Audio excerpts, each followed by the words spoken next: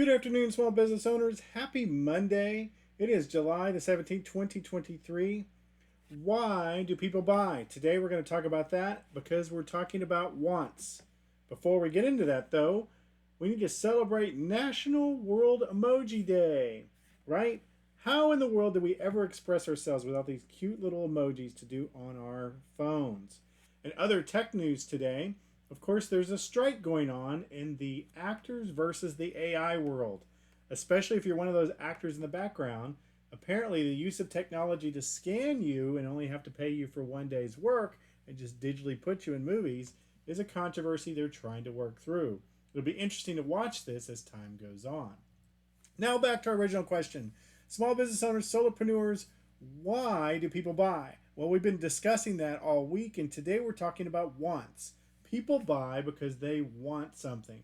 Business tip number one of those wants is they want to own ownership of it. It's one of the reasons why people buy cars versus leasing them, right? People want to own a piece of the action.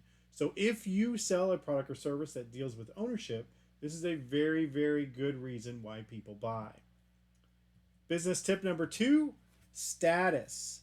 People buy status. This is how the wealthy tend to do things. They buy, first class seats on a plane. Sometimes they do it for comfort, but a lot of times they do it for status. Again, if you sell a product or service that deals with that, something to take into consideration.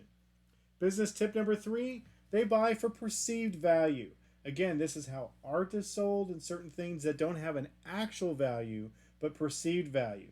Think about things that are sold on eBay. Think about your particular product or service. What is the perceived value that they would have, meaning the potential client in review, we've talked about wants and buying through ownership, through status, and through perceived value. If there's any way you can capitalize this in your product or service, it's something to take into consideration. That's what I'm learning today. Anything I learn, I throw over the fence to you because I want you, small business owners, to be a master of selling. And by being a master of selling, you got to understand why people buy. Now go back to sleep.